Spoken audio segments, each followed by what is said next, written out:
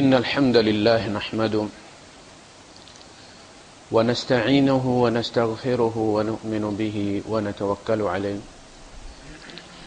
ونعوذ بالله من شرور أنفسنا ومن سيئات أعمالنا من يهده الله فلا مضل له ومن يضلل فلن تجد له وليا مرشدا وأشهد أن لا إله إلا الله وحده لا شريك له ولا ضد ولا ند ولا مثيل له ولا مثال له وأشهد أن سيدنا ومولانا ومعلمنا ومرشدنا ومخرجنا من الظلمات إلى النور محمدا عبده ورسوله أرسله الله بالحق بشيرا ونذيرا وداعيا إلى الله بإذنه وسراجا منيرا فقد بلغ الرسالة وأدى الأمانة ونصح الأمة وكشف الغمة فترك أمته على المحجة البيضاء ليلها كنهارها لا يزيغ عنها إلا هالك اللهم صل وسلم وبارك عليه وعلى آله وأصحابه وأزواجه وذرياته وأهل بيته أجمعين أما بعد فأعوذ بالله السميع العليم من الشيطان الرجيم بسم الله الرحمن الرحيم والمحسنات من النساء إلا ما ملكت أيمانكم كتاب الله عليكم وأحل لكم ما وراء ذلكم أن تبتغوا بأموالكم محسنين غير مسافحين صدق الله العظيم رب اشرح لي صدري ويسر لي أمري واحلل عقدة من لساني يفقهوا قولي آمين يا رب العالمين. آج ہم انشاءاللہ ایک ایسے موضوع پر گفتگو کریں گے جس کے بارے میں غیر تو خیر گلہ کرتے ہی ہیں، خود ہم مسلمانوں کے اندر بھی ایک ابہام پایا جاتا ہے، کنفیوژن ہے، اور لوگ سوال کرتے ہیں اس کے بارے میں، اور وہ سوال وہ لوگ کرتے ہیں جو ماشاءاللہ دروس بھی اٹینڈ کرتے ہیں، جمعے میں بھی بڑے ریگولر ہیں، لیکن ان کے لیے ایک بڑی عجیب بات ہے کہ اللہ پاک نے لونڈیاں جو ہے وہ بغیر نکاح کے حلال کی ہوئی ہیں. چونک جاتے ہیں لوگ، پوچھتے ہیں جی سچی بات ہے لونڈی سے نکاح نہیں ہوتا تھا؟ نہیں، لونڈی سے نکاح ہوتا تو لونڈی بیوی بن جائے نا پھر. تو اب یہ بغیر نکاح کے رکھنا ایک مسئلہ بن گیا ان کے لیے کہ یہ کیا ہے. اچھا، یہ باتیں عام طور پہ جو ملحدین ہیں وہ اٹھاتے ہیں اور پھر اس سے دوسرے لوگ جو ہے وہ متاثر ہوتے ہیں کہ آخر وہ انسانی ضمیر تو یہ برداشت نہیں کرتے ہیں. تو دوسرے جو غیر مسلم ہیں وہ عام طور پہ اٹھاتے ہیں مسئلہ غلامی کا کہ اسلام کیسے آپ کہتے ہیں کہ جی بڑا انصاف پسند دین ہے جبکہ اس نے غلامی کو مشروع کیا ہوا ہے، لیگل قرار دیا ہوا ہے. تو آج ہم اس موضوع کو انشاءاللہ لیتے ہیں کہ اصل حقیقت اس کی کیا ہے. پہلا سوال پہلا پوائنٹ جس کو ہم ڈسکس کریں گے وہ یہ سوال ہے کہ کیا اسلام نے غلامی ایجاد کی ہے یا جب اسلام آیا تو غلامی موجود تھی؟ اسلام نے غلامی کو ایجاد نہیں کیا. اسلام جس زمانے میں آیا اس زمانے میں غلامی ایک بین الاقوامی وبا تھی، یعنی یہ صرف عربوں میں نہیں تھی، پوری دنیا میں تھی. اور جو قوم اس وقت اپنے آپ کو سپر پاورز کہتی تھی، کیسر و کسرا، ان کے یہاں یہ اس طرح زیادہ تھی کہ باقاعدہ پورے جزیرے اور پورے علاقے ان سے بھرے ہوئے تھے، اور ان میں صرف عبید الارض رہتے تھے، لینڈ سلیوز، جن کا کام ہی کلٹیویشن تھا، فصل لگانی ہے، بونی ہے، اور ان سے مشینوں کا کام لیا جاتا تھا. انہیں کہتے تھے عبید الارض. یہ گھروں والے نہیں، یہ کھیتوں والے جن ہیں. تو پہلی بات یہ کہ اس کا الزام اسلام کو نہیں دیا جا سکتا. اس پہ بات ہو سکتی ہے کہ اسلام نے اس کو ہینڈل کیسے کیا پھر جب آیا اور دیکھا کہ ایک وبا ہے. تو یہ پہلا سوال ہے کہ اسلام اس کا الزام نہیں لیتا کہ اس نے غلامی کو ایجاد کیا اور غلام بنانے کی قانون سازی کی. البتہ اسلام نے آزادی کی اور عتق الرقاب کی قانون سازی کی ہے جو پہلے نہیں تھی. پہلے یہ تھا کہ علامہ شعراوی نے 20 وہ مصادر یا منابع یا سرچشمے بیان کیے ہیں کہ جو غلام بنانے کے اس وقت استعمال ہو رہے تھے. ان لیٹس جو تھے غلامی کی مارکیٹ کے وہ 20 تھے، اور آؤٹ لیٹ جو تھا وہ ایک تھا بس، کہ مالک کا موڈ بن جائے، کبھی اس کی مرضی ہو چھوڑ دے، بس اس کے علاوہ کوئی صورت آزادی کی نہیں تھی. اسلام نے سب سے پہلے ان لیٹس بند کیے، ان 20 کو کینسل کر کے صرف ایک اس کا مصدر اور منبع چھوڑا ہے کہ ایک طریقہ ہے جس سے کسی کو غلام بنایا جا سکتا. 19 بند کر دی. اچھا پہلے کیا تھا کہ ایک پارٹی نے دوسری دو پارٹیاں جا رہی ہیں، سفر کر رہی ہیں، ایک پارٹی نے سوچا کہ یار ان کو غلام بنا لیتے ہیں، ہٹے کٹے لوگ ہیں یہ، انہوں نے ان کو پکڑ کے باندھ لیا، اور جو بھی اگلی ویری نیکسٹ مارکیٹ آئی اس میں ان کو بیچ دیا. سلیمان فارسی کے ساتھ یہ ہوا تھا نا، وہ ایران کے وزیر اعظم کا بیٹا تھا، یعنی ان کا والد چونکہ پوپ تھا آتش پرستوں کا، تو اس کا جو عہدہ تھا وہ وزیر اعظم کے برابر تھا. انہوں نے منت اللہ کیا عربوں کا کہ بھائی وہ مدینے والی انہوں نے بات سنی ہوئی تھی، انہیں جو آخری پادری مرا تھا، چونکہ یہ 3 پادریوں کی خدمت میں رہے حق کی تلاش میں، تو اس نے آخری بار اسے کہا تھا کہ یہ اب جو حق ہے وہ میں تمہیں کس کے پاس بھیجوں؟ تم مدینے چلے جاؤ کھجوروں والی سرزمین میں، وہاں اب نمودار ہوگی وہ ہستی کہ جس کے پاس حق ہوگا. تو یہ تلاش میں لگے رہے، پھر ایک قافلہ دیکھا اور ان کا منت اللہ کیا کہ مجھے بھی ساتھ لے جاؤ. قافلے والوں نے رستے میں انہیں غلام بنا لی. یہ بھی ایک طریقہ تھا. کسی قبیلے نے دوسرے قبیلے پر حملہ کر دیا، غلام اور لونڈیاں بنا لی. اچھا اسی طرح کوئی باپ ہے اور وہ اپنے گناہ کا کفارہ ادا کرنا چاہتا، اپنی اولاد کو غلامی میں دے دیتا تھا. اچھا کوئی مقروض ہے تو اپنے قرضے کی ادائیگی کے لیے اولاد کو غلامی میں دے دیتا تھا. اچھا یہ جو غلامی میں چلے جاتے تھے ان کی واپسی کا کوئی راستہ نہیں تھا، اب نسل در نسل یہ غلام تھے. تو اسلام نے سب سے پہلے ان لیٹس کو محدود کر دی اور آؤٹ لیٹس زیادہ کر دی. پہلے ایک تھا نا کہ مالک کی مرضی ہے بس، تو شریعت نے ان کو زیادہ کر دی آؤٹ لیٹس کو. یعنی ایک ٹینکی آپ خالی کرنا چاہتے ہیں تو اس کو آپ کیا کرتے ہیں؟ اب بھی آپ کیا کرتے ہیں؟ آپ کچن کا سنک بھی کھول دیتے ہیں، حمام کی ساری ٹوٹیاں بھی کھول دیتے ہیں، جہاں کہیں بھی آپ کے ٹوٹی لگی ہوئی آپ کھول دیتے ہیں اس کو. یہی طریقہ نا ٹینکی خالی کرنے کا، کہ ڈنڈا لے کے ٹینکی توڑ دیتے ہیں آپ. شریعت نے کیا کہ اس نے ٹوٹیاں کھول دی کہ جناب جھوٹی قسم کھا لی ہے، غلام آزاد کرو. روزہ توڑ دیا ہے، غلام آزاد کرو. بیوی کو ماں کہہ دیا ہے، غلام آزاد کرو. اچھا اسی طرح اور بھی قرآن حکیم کے اندر مختلف صورتیں. سب سے پہلے وہاں شرط یہ نہیں رکھی گی کہ اگر کھانا نہیں کھلا سکتے تو قتل خطا ہے، غلام آزاد کرو. پہلے غلام آزاد کرو، پھر اگر تمہیں استطاعت نہیں ہے، تمہارے پاس غلام نہیں ہے، تو اب اگلی بات ہوگی کہ پھر اتنے مسکینوں کو کھانا کھلاؤ، اور اگر وہ بھی نہیں ہے پھر روزے رکھو. لیکن پہلے کیا کرو؟ تحریر و رقبہ. پھر اس کے ساتھ یہ کہا کہ میں نے تمہارے اوپر اتنے احسان کیے ہیں، اتنے احسان کیے ہیں، لیکن تم نے تو پھر کچھ بھی نہیں کیا. فلاقتحم العقبہ، تم تو گھاٹی میں ایسے ہو کے نہیں نہ گزرے، میری تسبیح چلاتے رہے تم. وما ادراک ما العقبہ، تمہیں پتا کیا ہے عقبہ کیا ہے؟ وہ گھاٹی کیا ہے؟ فک رقبہ، کسی گردن کا آزاد کر دیا. یعنی کچھ بھی نہیں کیا، آپ پاک صاف ہیں، نیک ہیں آپ بڑے. تو کہا کہ تو نے کوئی جان چھوڑی تو نہیں نا، کوئی گردن آزاد تو نہیں نا کی.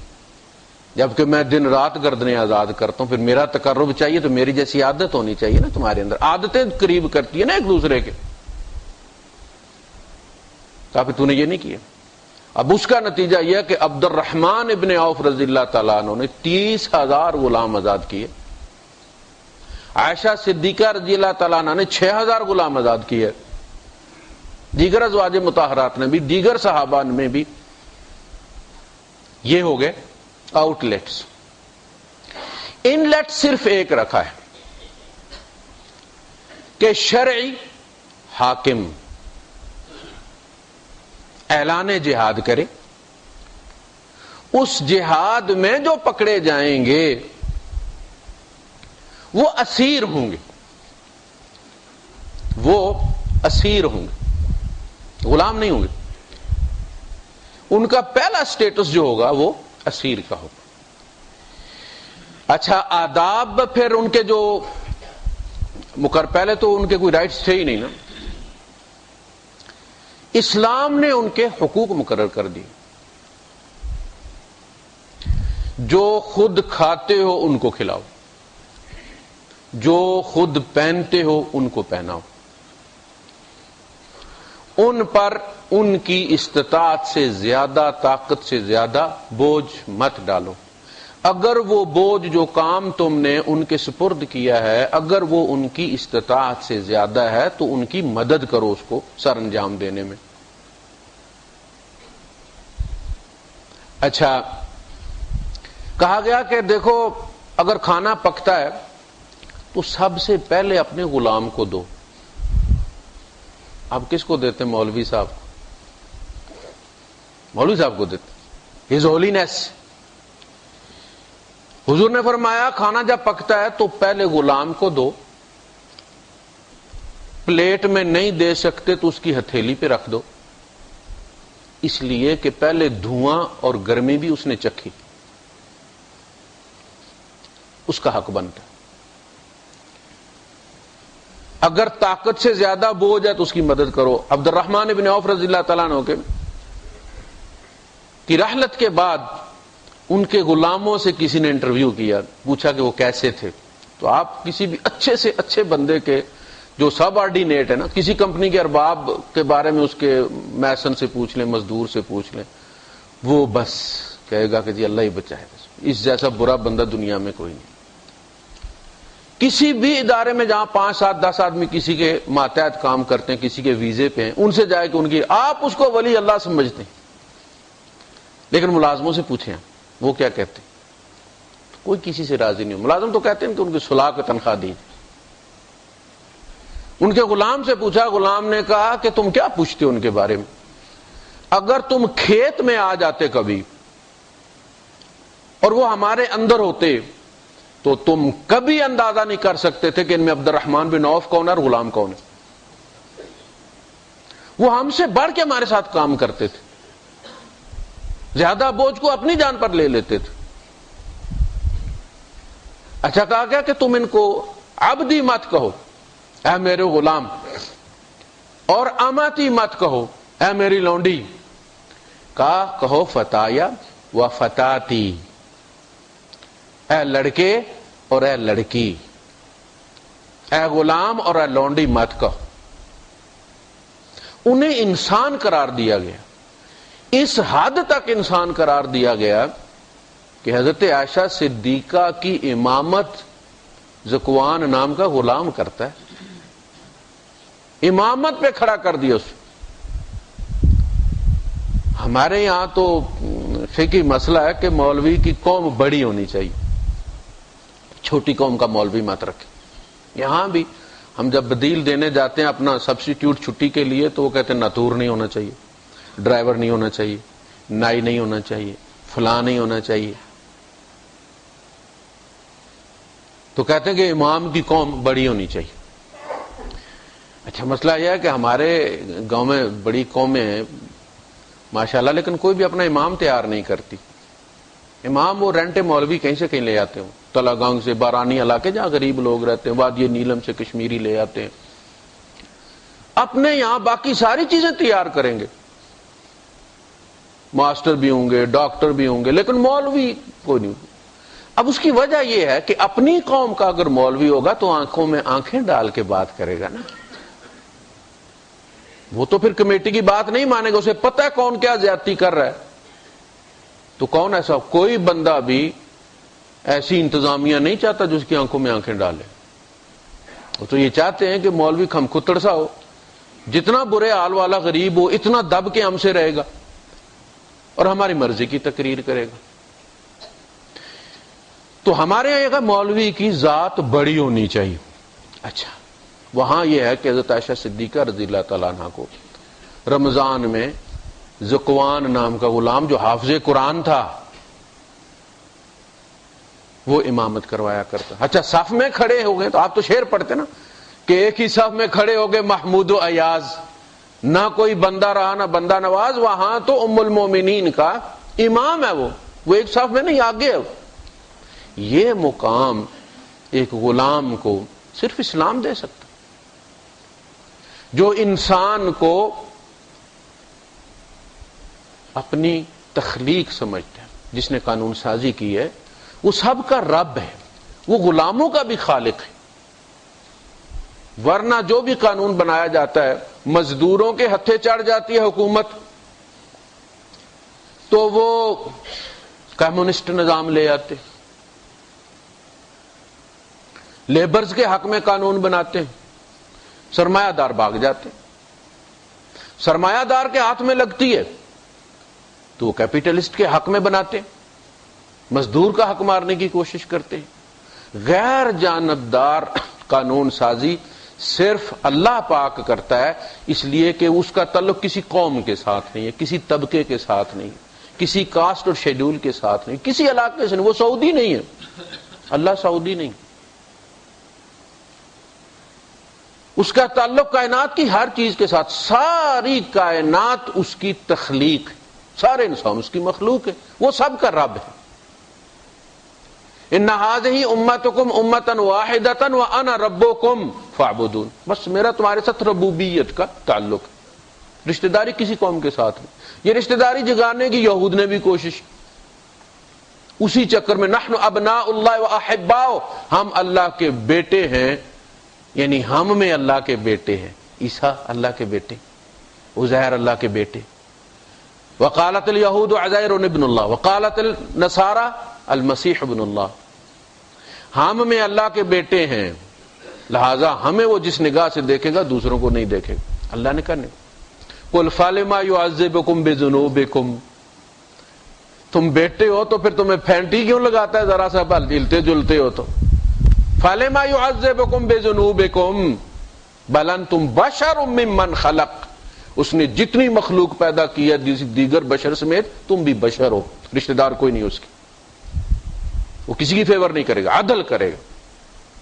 قرآن حکیم کے اندر جہاں بھی اللہ پاک نے اہل کتاب کی گمراہیوں کا ذکر کیا، استثناء دیا چاہے وہ تھوڑے تھے.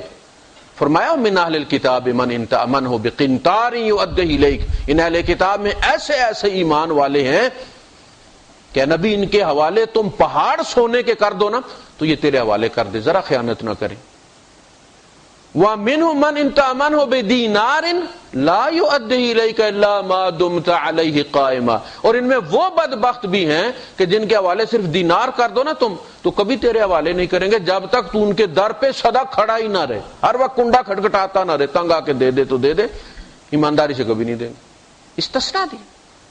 لیسوا سواء من اہل الکتاب امۃ قائمۃ یتلون آیات اللہ آناء اللیل، یہ سارے جیسے نہیں ہیں، انہی میں وہ بھی ہیں اللہ کے بندے جو ساری ساری رات کھڑے اللہ کی آیات پڑھتے رہتے.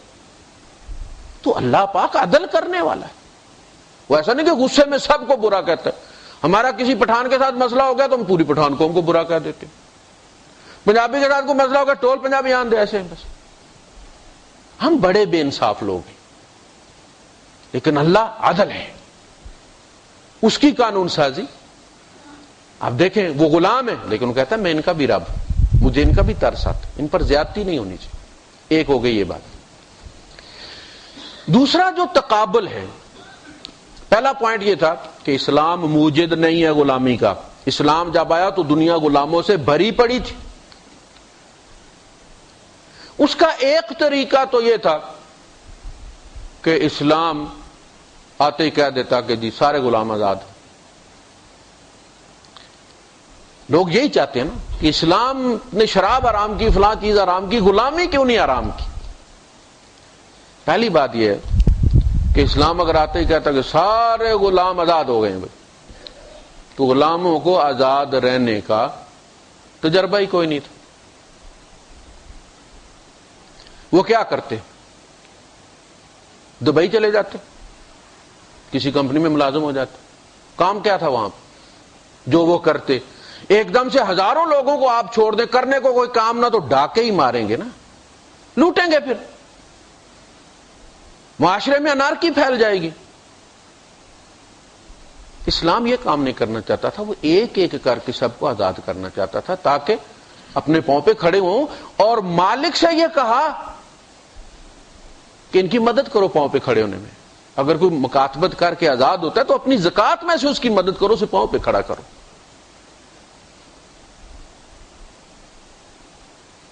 تو شریعت نے اچھا دوسرا یہ کہ جی اگر غلامی کو، پہلی تو یہ بات کہ غلام جو ہو چکے ہیں اگر آزاد کرتا ان کو تو دنیا میں افراتفری پھیل جاتی۔ اسلام یہ نہیں چاہتا تھا، اسلام بڑا ہی عملی دین ہے، آئیڈیلز اس میں ہیں، لیکن آئیڈیلز جتنے بھی ہیں وہ آئیڈیل حالات میں برسرے کار آئیں گے۔ دیکھنا آپ کے پاس بیج بھی ہوتا ہے، زمین بھی ہوتی ہے، آپ اسے رکھے کیوں بیٹھے رہتے ہیں 6 مہینے؟ گندم کا موسم آئے گا تو گندم بوئیں گے نا آپ۔ گندم بونا آپ کا مقصد ہے، آپ نے گھر میں رکھی ہوئی ہے، وہ آئیڈیل ہے، لیکن باہر موسم نہیں۔ سگنل گرین ہو گیا، آپ کو کہا کیا گیا ہے کہ جب سگنل گرین ہو تو موو، تو جو ہی سگنل گرین ہوگا آپ اگلی گاڑی کو ٹکر مار دیں گے۔ اور بھائی کوئی راستہ بھی ہوگا تو آپ موو کریں گے نا، یہ بھی دیکھنا ہے آپ نے کہ نہیں دیکھنا۔ تو 2 چیزیں ہو گئیں کہ سگنل بھی گرین ہو اور سپیس بھی ہو آپ کے پاس موو کرنے کی۔ سگنل گرین ہے تو بے شک گرین رہے، جب جگہ ہی کوئی نہیں، آپ کے دائیں بائیں نکلنے کی جگہ کوئی نہیں، آپ موو نہیں کر سکتے، کیا کریں گے آپ؟ اس کو کہتے ہیں اضطرار، کہ شریعت کا قانون اپنی جگہ موجود ہے لیکن سوسائٹی میں سپیس کوئی نہیں، اس کی باہر انوائرمنٹ نہیں ہے۔ وہ آئیڈیل ان حالات میں نازل ہوا تھا جن حالات میں محمد مصطفیٰ صلی اللہ علیہ وسلم نے وہ معاشرہ، وہ سماج کھڑا کر دیا تھا۔ نبی کریم صلی اللہ علیہ وسلم کا کمال صرف قرآن پہنچانا نہیں، قرآن کے ایمانیات اور تقوی پر مبنی ایک سماج کھڑا کرنا تھا، وہ بندے کھڑا کرنا کہ جن کا ذکر تورات اور زبور میں تھا۔ محمد الرسول اللہ والذین معہ، یہ جماعی ہے اہل سنت والجماعت، ہم اس جماعت کو نہیں چھوڑ سکتے۔ یہ وہ جماعت ہے جس نے نبی کی سنت کو ایکسٹینشن دی ہے، ان میں سنت قائم ہوئی ہے۔ سنت کسی لفظ کا نام نہیں، سنت ایک رواج کا نام ہے، اور وہ رواج صحابہ میں جاری ہوا ہے، اور اس کی گارنٹی اللہ پاک نے دی ہے۔ والسابقون الاولون من المہاجرین والانصار والذین اتبعوہم، اور پہلوں میں پہلے سارے صحابہ ہم سے پہلے ہیں نا، ان پہلوں میں پہلے کون ہے؟ ابو بکر، عمر، عثمان، علی، جو پہلے ایمان لائے۔ والسابقون، سابق کس کو کہتے ہیں؟ جو آپ سے آگے نکل گئے۔ الاولون، پہلوں میں پہلے، من المہاجرین والانصار، مہاجروں میں سے بھی انصاریوں میں سے بھی، والذین، اور وہ جو اتبعوہم، جنہوں نے ان کی پیروی کی، رضی اللہ عنہم، پیروی بھی کس طرح کی؟ بے احسان، اچھے طریقے سے۔ اللہ انہیں شاباش دے رہا ہے، کس کو؟ مہاجرین اور انصار میں سے وہ جماعت جو نبی کریم صلی اللہ علیہ وسلم تیار کر کے گئے، جن کے لیے ہم نماز کی ہر رکعت میں یہ کہتے ہیں کہ صراط الذین انعمت علیہم۔ آپ کا کمال یہ تھا کہ آپ نے ان آئیڈیل حالات میں اس آئیڈیل سماج کو کھڑا کیے، بڑی مشقت کی آپ نے۔ ہر قبیلے سے، ہر قوم سے لوگ مسلمان ہو کر آ رہے تھے، اور ہر ایک کے اندر اپنی فائلیں بھری ہوئی تھی۔ آپ پرانا موبائل خریدیں نا یوزڈ، تو اس میں سے ڈھیر ساری چیزیں اس میں ہوتی ہیں۔ کسی کا پرانا کمپیوٹر خرید لیں تو فارمیٹ کروانا پڑتا ہے۔ یہ آسمان سے نہیں اترے تھے، یہ بچیوں کو زندہ دفن کرنے والے لوگ تھے،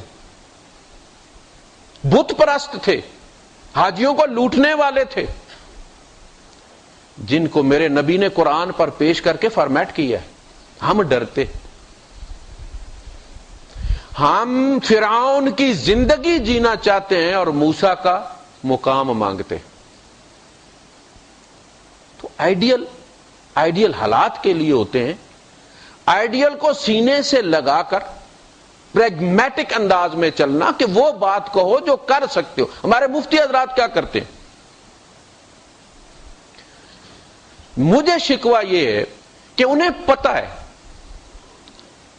کہ عوام نہیں، وہ بھی اور ان کے ابا جان بھی اس پہ نہیں چل سکتے، پھر بھی کہتے ہیں۔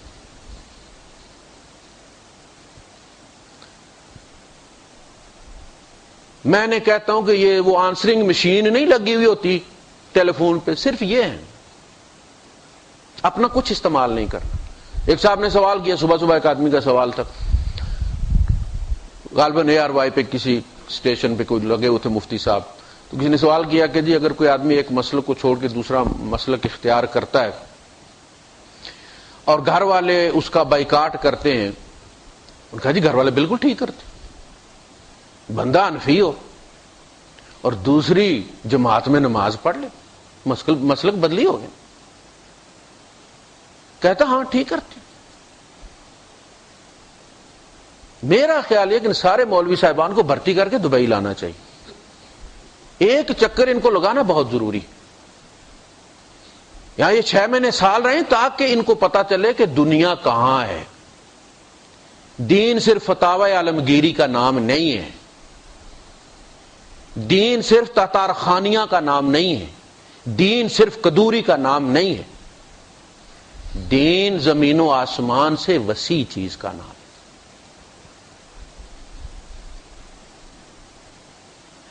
تو عملی ہے، دین عمل کی بات کرتا ہے۔ اس نے کیا کیا؟ جنگ ہے، اسلام نے سارے منافذ بند کر دیے، ساری کھڑکیاں بند کر دی غلامی کی، کوئی کسی کو غلام نہیں بنا سکتا سوائے ایک طریقے کے کہ وہ شرعی خلیفہ ہو اور اس کے حکم پر جو جہاد کیا جائے گا وہ غلام ہوں گے۔ خلیفہ بغداد میں تھا، یہ سلطان محمود غزنوی وغیرہ یہ جو لوگ تھے یہ ان کے اپنے ملک تھے، یہ وہاں سے سند لیتے تھے خلافت سے، جیسے نمائندگی کی کو لیتا ہے آپ کا گورنر سندھ کا ہو گیا۔ ان کے جہاد کو جہاد نہیں کہا جاتا تھا، یہ غلام اور لونڈیاں نہیں بنا سکتے تھے جب تک کہ بغداد سے اعلان جہاد کا نہ ہو، اس لیے کہ وہ نبی کریم صلی اللہ علیہ وسلم سے چلنے والی خلافت جو ابو بکر عمر عثمان علی سے آئی ہے وہ اس کے امین تھے، وہ لیگل سٹیٹس تھا ان کا جہاد اعلان کرنے کا، یہ ان کی نمائندگی کرتے تھے، ان سے سند لیتے تھے اپنی حکومت کی، حکومت کرنے کے لیے اصل جو جہاد ڈکلیئر ہوتا تھا وہ خلیفہ کرتا تھا۔ اب کتنا مشکل کر دیا اسلام، ہمارے ہاں تو جو جماعت اٹھتی ہے 2 حدیثیں پڑھتی ہے اور بندوق اٹھا کے جہاد کے لیے نکل پڑتی ہے، اور ہم نے پروموٹ کیا، ہم سے مراد ہم مولویوں نے، یہ ہمارا جرم ہے۔ کیا انہیں پتہ نہیں تھا کہ امام کی اجازت کے بغیر تم نماز استسقاء نہیں پڑھ سکتے؟ تمہاری اپنی کتابوں میں لکھا ہے، امام کتنا بھی برا ہو زرداری اعلان کرے گا تو تم نماز استسقاء پڑھو گی، شیخ خلیفہ کا اعلان آئے گا تو ہم نماز استسقاء پڑھیں گے، 10 سال بارش نہ ہو اور تم نماز استسقاء کی 2 رکعتیں نہیں پڑھ سکتے، تم بندے کیسے مار سکتے ہو اپنی مرضی سے؟ جو بندہ اٹھتا ہے جناب علی، داڑھی بڑھا لیتا ہے، گن اٹھاتا ہے، اپنے گناہوں کا کفارہ دوسروں کے خون سے لیتا ہے کہ میں بس جنت میں جاؤں بندے مار کے. یہ سارا جو بھی تشدد اس وقت ہے، جتنا ہمارے یہاں مذہبیت بڑھی ہے، مدارس بڑے ہیں، ایکسٹینڈ ہوئے ہیں، طلباء کی تعداد بڑھی ہے، متشددین کی تعداد بھی بڑھی ہے. کہاں سے لے کے جاتے ہیں وہ آئیڈیا؟ کون انہیں پڑھاتا ہے؟ ہمارے مولوی حضرات. تو دین جو ہے اس نے ایک منبع رکھا ہے غلامی کا. اچھا غلامی کا بھی کیا، اسیری کا. اچھا اگلی جو غلط فہمی ہے، پہلی تو یہ تھی نا کہ اسلام نے جی غلامی کو پروموٹ کیا. ہم کہتے ہیں اسلام غلامی لایا نہیں، اسلام کا پالا پڑ گیا تھا غلامی سے. یہ دیکھو کہ اسلام نے غلامی کو کیسے ہینڈل کیا حکمت کے ساتھ، ختم بھی کر دیا، افراتفری بھی کوئی نہیں پھیلا. ان کے یہاں جو غلامی ختم کی گئی، تو آج بھی حالت یہ ہے کہ جب آپ باہر نکلتے ہیں ہوٹل سے تو آپ کو یہ کہہ کے بھیجا جاتا ہے کہ $20-30 لے جانا جیب میں، تاکہ جب آپ کو کالا روکے. یہ کالے کون ہیں؟ یہ غلام ہی خرید کے لے کر گئے ہوئے، جہازوں کے جہاز بھر کے. اس کے بعد کیا ہوا؟ معاشرے میں وہ سمٹ نہیں سکے، وہ ابزارب نہیں ہوئے، معاشرے کا حصہ نہیں بنے. ان کی کالونیاں الگ. ہوٹل میں کتا جا سکتا تھا، کالا نہیں جا سکتا تھا. آپ نے غلامی کا قانون تو بنا دیا، لیکن وہ دلوں سے نفرت تو آپ نہیں نکال سکتے. شریعت نے کیا کہا؟ شریعت نے کہا کہ ان اکرمکم عند اللہ اتقاکم. اللہ رنگ نہیں دیکھتا، قوم نہیں دیکھتا. قومیں ہم نے بنائی. یا ایھا الناس انا خلقناکم من ذکر و انثی. اے لوگو، اے نوع انسانیت، ہم نے تمہیں ایک مرد اور ایک عورت سے پیدا کیا. وَجَعَلْنَاكُمْ شُعُوبًا وَقَبَائِلَ. اور ہم نے تمہیں قبائل اور قومیں کس لیے بنائے؟ لِتَعَارَفُوا. تاکہ تم آپس میں تعارف حاصل کرو، ایک دوسرے کو ڈیفرینشیٹ کر سکو کہ بھئی ایک کا نام بھی انور ہے، دوسرے کا بھی انور ہے، یہ انور افریدی ہے، یہ بنگش ہے، یہ ڈار ہے، یہ بٹ ہے. اتنی ساری بات ہے. اس کی بنیاد پر عزت اور ذلت کے فیصلے قیامت کو نہیں ہوں گے. فَلَا أَنْسَابَ بَيْنَهُمْ يَوْمَئِذٍ. جس دن سور پھونکا جائے گا اس دن کوئی بھی اپنا نسب لے کر کھڑا نہیں ہوگا کہ یہ چودھری ہے، یہ ملک ہے. اتھے عملہ تے ہونے نے نبیڑے، کسے نہیں تیری ذات کچھ نہیں. تو انہوں نے جو غلامی ختم کی قانون سازی کے ذریعے، انہوں نے کالونیاں غلاموں کی بنا دی. آج بھی ان کا سٹیٹس وہی ہے کہ جرائم پیش آئیں.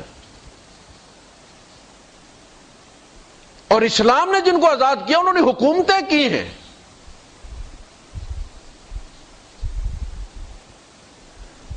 تو جہاد ہوگا. اب جو بات یہ ہے کہ جی آپ کہتے ہیں کہ جی آزادی اور غلامی کا تقابل کرتے ہیں آپ کہ آزادی اچھی چیز ہے، غلامی بری چیز ہے. اسلام نے اس کو کیوں اختیار کی؟ آپ تقابل کس میں کرتے ہیں؟ آزادی اور غلامی میں. یہ تقابل غلط ہے، یہ تقابل غلط، نتیجہ بھی غلط نکلے گا. آپ تقابل کریں قتل اور غلامی کا. جنگ ہے نا، دونوں مارنے نکلے ایک دوسرے کو، آنکھوں میں خون اترا ہوا، اس کا ساتھی مارا گیا اس کے ہاتھ سے، وہ اس کے سامنے آ گیا. اس کے قابو جب اسیر ہو گیا، قیدی ہو گیا، تو اس کا مطلب ہے کہ اس کے قبضہ قدرت میں آ گیا تو قیدی بنا ہے نا. اسلام کہتا قیدی نہیں بنانا، مار دینا. جب اس نے قیدی بنایا تھا تو قتل بھی کر سکتا تھا. اسلام نے ان حالات میں جبکہ خون آنکھوں میں اترا ہوا تھا، جذبات اپنی ایکسٹریم پر تھے، اس کے اپنے ساتھی رشتہ دار مارے گئے تھے، ان حالات میں اسلام کہتا ہے وَأُحْضِرَتِ الْأَنفُسُ الشُّحَّ. اللہ پاک نے انسانوں کی نفسیات میں لالچ رکھی، اس لالچ کو استعمال کیا. فرمایا وہ نہ مار اس کو تو غلام بنا لے، تو اس کو قیدی کر لے، پھر اس کو بیچ دینا، تو اس سے تو کام لینا اپنے گھر میں. لالچ دیا اس کو کہ کسی طرح خون خرابہ نہ ہو، اس کی جان بچ جائے.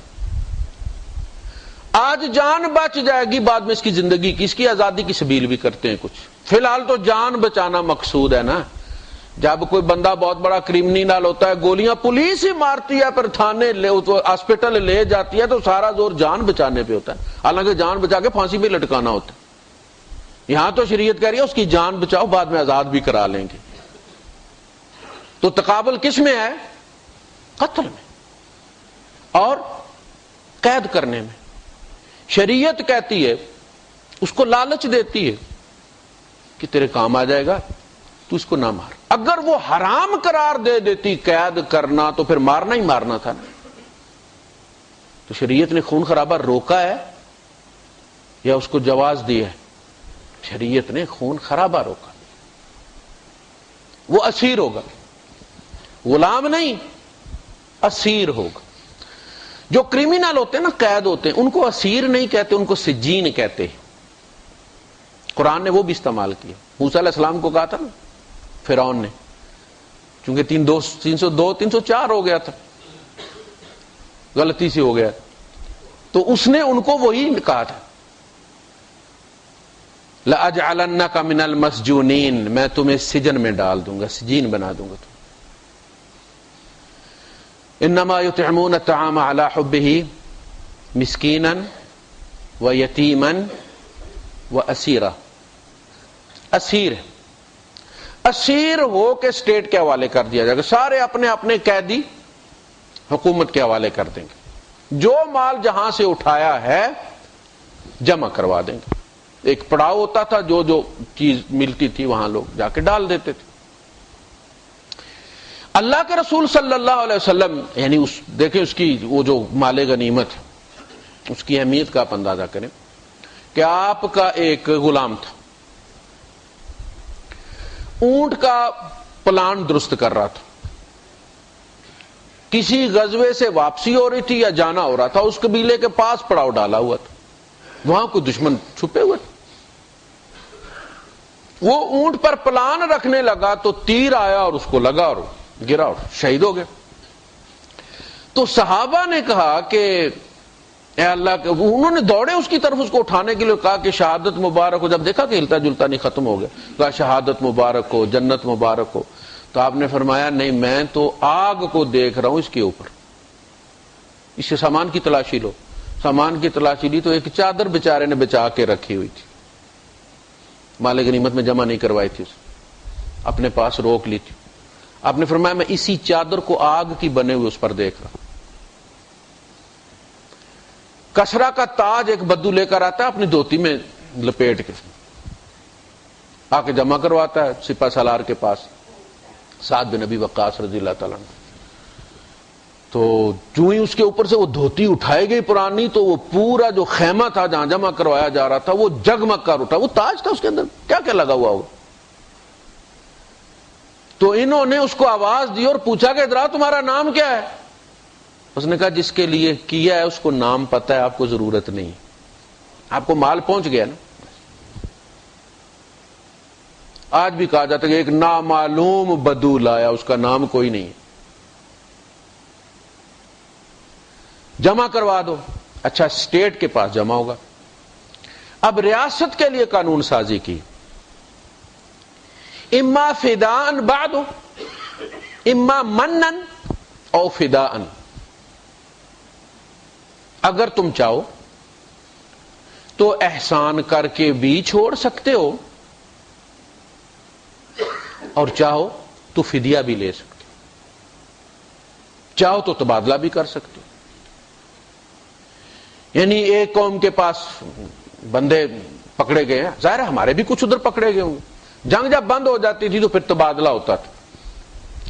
آج تو یہ ہوتا نا کہ ایک اسرائیلی کے عوض 37,000 فلسطینی چھوڑے جاتے ہیں.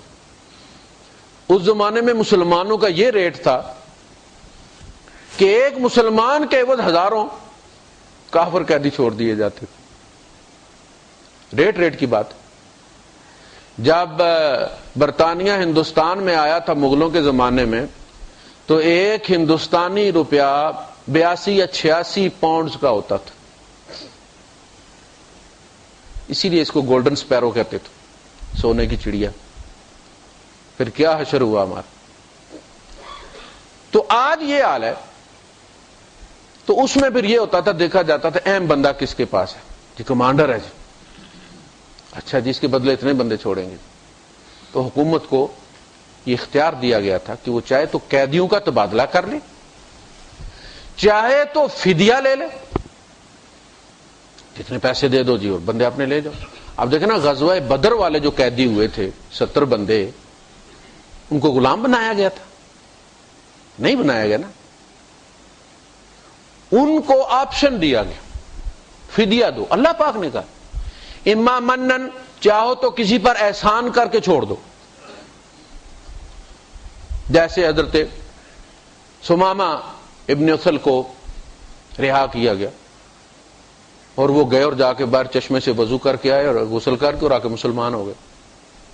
کہا کہ مسلمان تو میں پہلے ہی ہو جانا چاہتا تھا, لیکن بندے ہوئے کی حالت میں اگر میں مسلمان ہوتا تو پھر تم جب تک میں جیتا تانا دیتے رہتے کہ تم نے جان بچانے کے لیے مسلمان ہوئے ہو. تم, میں انتظار میں تھا کہ میری جان چھوٹے تو میں اپنی مرضی رضامندی سے اسلام کا اظہار کروں. تو اس میں فدیہ مقرر کیا گیا تھا اور کسی کے لیے کوئی چھوٹ نہیں تھی. آپ کے داماد قید ہوئے تھے, حضرت زینب بنت محمد صلی اللہ علیہ وسلم اور رضی اللہ تعالیٰ عنہ, وہ قید ہوئے. چچا عباس قید ہوئے اور عقیل قید ہوئے. طالب مارے گئے, ابو طالب کے بیٹے جو تھے جن کے نام پر ان کی کنیت تھی وہ بھی بدر میں آئے تھے, وہ مارے گئے. عقیل قیدی ہوئے, یہ بھی ابو طالب کے بیٹے تھے, حضرت علی رضی اللہ عنہ کے بڑے بھائی تھے یہ. تو آپ نے چچا سے کہا کہ اپنا بھی دو اور عقیل کا بھی دو, تم لے کر آئے ہو ساتھ. وہ کہاں سے دے, اپنا بھی دیں اور بھتیجے کا بھی دیں. آپ کے پاس مال ہے؟ میرے پاس کوئی مال نہیں. کہا وہ جو فضل کو آپ نے دیا رکھنے کے لیے فلاں جگہ سونا, وہ کدھر گیا ہے؟ تو اب ظاہر یہ بات دونوں میں تھی, حضرت عباس اور ان کی بیوی کے درمیان تھی. لیکن حضور نے فرمایا تم نے فلاں جگہ جو رکھوایا وہ کہاں گیا؟ کسی کو چھوٹ نہیں دی. جب ابلاس کے فدیے میں حضرت زینب رضی اللہ تعالیٰ عنہ نے اپنا وہ ہار بھیجا جو حضرت خدیجہ رضی اللہ تعالیٰ عنہ نے اپنا ذاتی دیا تھا ان کو, تو اس ہار کو جب حضور نے دیکھا تو حضور کی آنکھوں میں آنسو آ گئے. ظاہر ہے ایک بیٹی کے لیے اپنی ماں کا دیا وہ ہار کتنا عزیز ہوگا اور کتنی کشمکش ہوئی ہوگی اپنے شوہر اور اس ہار کے درمیان, اور آخر اس نے اپنے شوہر پر اس ہار کو قربان کر دیا اور فدیے میں بھیج دیا. تو اللہ کے رسول صلی اللہ علیہ وسلم پھر صحابہ سے کہا کہ اگر تم یہ کہو, اجازت دو, تو یہ ہار میں اس کو واپس کر دوں اور اپنی بیٹی اس سے فدیے میں لے لوں, کہ یہ چلا جائے میری بیٹی بھیج دے, تبادلہ کر لوں بیٹی کا. ٹھیک, اس سے بات ہوئی, انہوں نے کہا ٹھیک. تو انہوں نے جا کے بھیج دیا حضرت زینب کو اور پیچھے خود بھی آ کے وہ مسلمان ہو گئے. تو عرض کرنے کا مقصد یہ ہے کہ اما منن و اما فدان, یہ دنیا میں کہیں نہیں تھا, یہ پہلی دفعہ اسلام کی کتاب قرآن میں یہ قانون سازی موجود ہے کہ فائنل فیصلہ کرنے سے پہلے تمہارے پاس 3 آپشن ہیں, تبادلہ کر لو, فدیہ مانگ لو, یا کسی دیکھو اگر کہ فلاں کا دل نرم ہے چھوڑا تو شاید مسلمان ہو جائے, احسان کر دو. اور بدر والوں سے باقی جو بچ گئے جو فدیہ نہیں دے سکتے تھے لیکن پڑھے لکھے تھے, تو اللہ کے رسول صلی اللہ علیہ وسلم نے ان سے کہا کہ تم ہمارے 10 بچوں کو پڑھا دو لکھنا پڑھنا اور جاؤ تم آزاد ہو. مکے والے مشرکوں سے یہ کہا اللہ کے رسول صلی اللہ علیہ وسلم نے کہ تم ہمارے فی بندہ ہمارے 10 بچے پڑھا دے, جس دن ہمارے بچے پڑھنا لکھنا شروع ہو گئے اس دن تم آزاد ہو. اب آپ بتائیے مکے والے مشرک ان بچوں کو حدیثیں پڑھا رہے تھے, کیا پڑھا رہے تھے؟ دنیاوی تعلیم تھی نا. تو حضور اس کو فدیے میں کافروں کو کہہ رہے ہیں کہ ہمارے بچے پڑھا دو, ٹیچر بن جاؤ ہمارے بچوں کے, انہیں پڑھنا لکھنا سکھا دو. تو یہ جو ہم نے دینی اور دنیاوی کی تفریق کر دی ہے, ہم دنیاوی تعلیم کو وہ تقدس دینے کے لیے تیار نہیں ہیں جو اپنے مولوی صاحب کو ہم دیتے ہیں,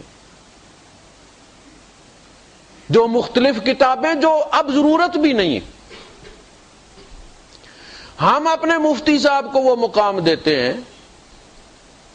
جو کسی ڈاکٹر کو نہیں. ہم ڈاکٹر قدیر کو وہ مقام دینے کے لیے تیار نہیں، حالانکہ اس کی راتیں بھی جو سوچنے میں گزری ہیں اور جو جگراتے میں جو گزری ہیں وہ بھی اللہ کے نزدیک عبادت. انہی کی وجہ سے آج آپ کے مدارس اور مساجد جو ہے وہ بچے کھڑے ہیں، ورنہ تو بنیاں جو ہے وہ بار بار چڑھ کے آتا ہے ساون کی گٹاؤں کی طرح. اسی کا نتیجہ ہے کہ دشمن نے دنیاوی علم میں اتنا رسوخ حاصل کر لیا ہے. وہ علم جس کا پہلے امتحان کروایا تھا اللہ نے، علم الاسماء، نالج آف نارمیٹو سائنسز، یہ ہو گیا علم الادیان، اور نالج آف فزیکل سائنسز یہ ہو گیا علم الاسماء.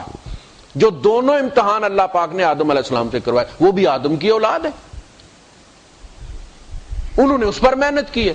آج وہ جہاز بھر کر لے کر آتے ہیں مارنے کے لیے، اور ہم کیا کرتے ہیں؟ ہم کتابیں کھول کے پھر اس کی پروفیسیز بیان کرتے ہیں، پیشن گوئیاں. اب آگ لگے گی، یہ آگ آگے جائے گی، فلاں ملک میں پہنچے گی، وہاں سے امام مہدی نکلے گا، پھر وہ یہ کرے گا. بس ہمارے مولویوں کا یہی کام، چھٹی ٹلی بج جائے گی، قیامت آ جائے گی، ہم سلوٹ کر کے جنت میں چلے جائیں گے، کافر بھگتیں گے. بس ہمارا یہی کام. فلاں چیز اب دریافت ہوئی ہے، دیکھو قرآن میں 1400 سال پہلے آیا تھا، تو آپ مرے ہوئے تھے 1400 سال پہلے، نکال کے دکھایا کیوں نہیں آپ نے؟ اب کافر نے محنت کر کے وہ نکالا ہے، تو آپ سے زیادہ پھر قرآن کا عالم وہ نکلا. آپ کو 1400 سال سمجھ نہیں آئی، جب وہ نکال کے لایا تو آپ نے کہا قرآن میں یہ بھی لکھا ہوا ہے. ہمارا کام اب یہی ہے. تو جب تک آپ کہتے ہیں جی اپنے نصاب کو اردو میں بدلی کریں جی آپ، تو آپ کامیاب ہو جائیں گے. اس طرح کامیابی نہیں ہوتی، اس طرح بھی نہیں ہوگی. کامیابی تب ہوگی جب آپ جس کو آپ دنیاوی علم کہتے ہیں اس کو بھی تقدس میں وہی سٹیٹس نہ دیں، اس ماسٹر کو پڑھانے والے کو بھی اتنا ہی مقدس نہ سمجھیں، عزت والا نہ سمجھیں جتنے اپنے مولوی صاحب مدرس کو، قرآن پڑھانے والے حافظ صاحب کو سمجھتے ہیں. تب تک آپ کا معاشرہ کبھی تعلیم میں آگے نہیں جائے گا. تو اسلام نے اس کا حل یہ نکالا کہ بھئی یہ طریقہ ہے، آپ اسیر بنا لیں، تبادلہ کر لیں، فدیہ لے لیں، یا احسان کر کے اس کو چھوڑ دیں.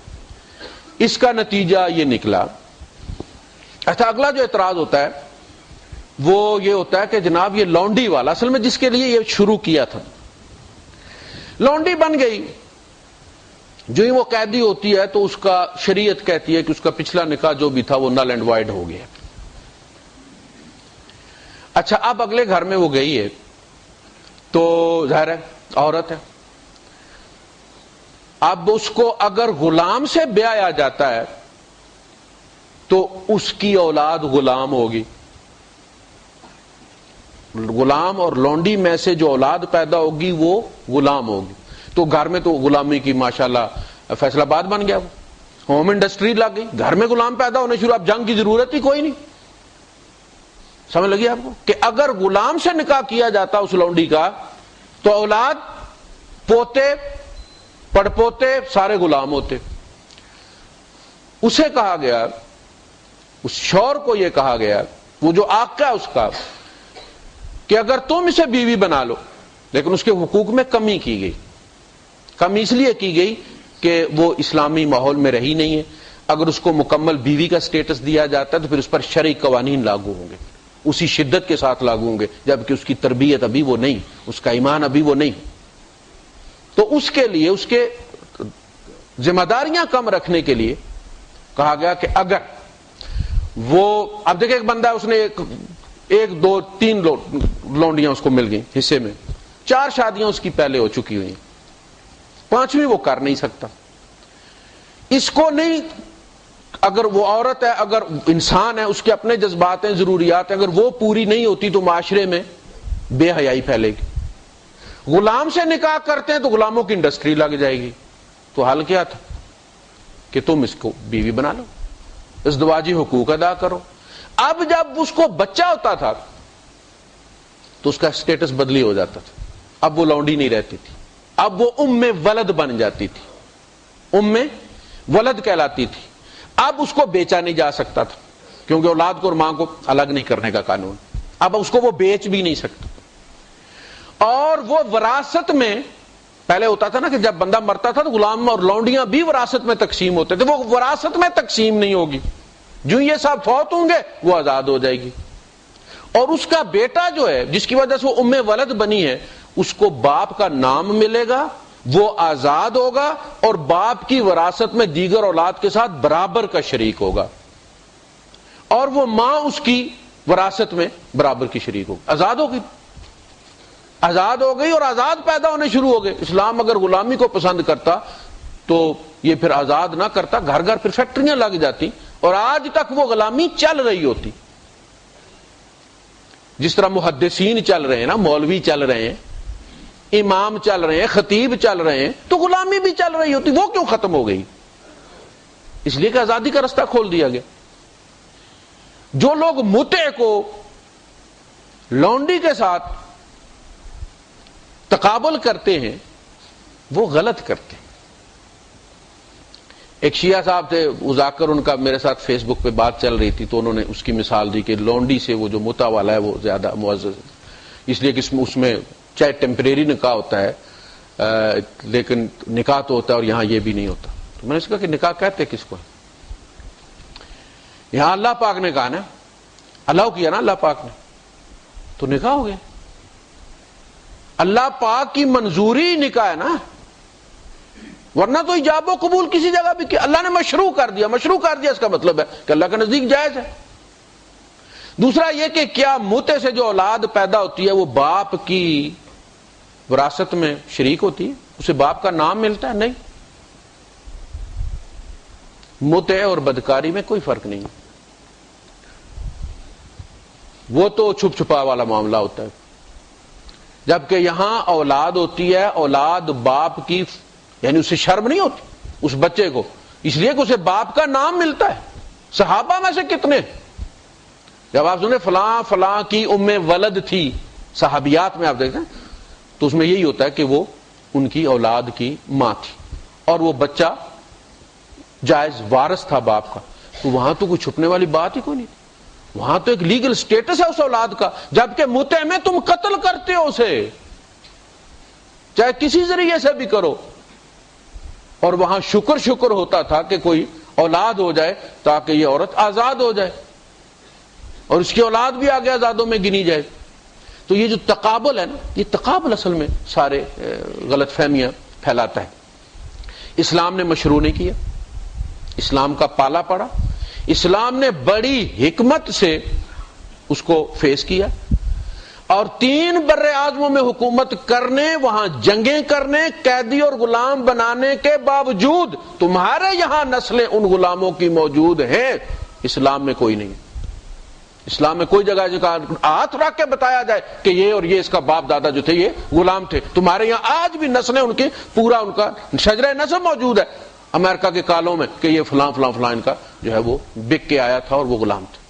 وآخر دعوانا الحمدللہ رب العالمین.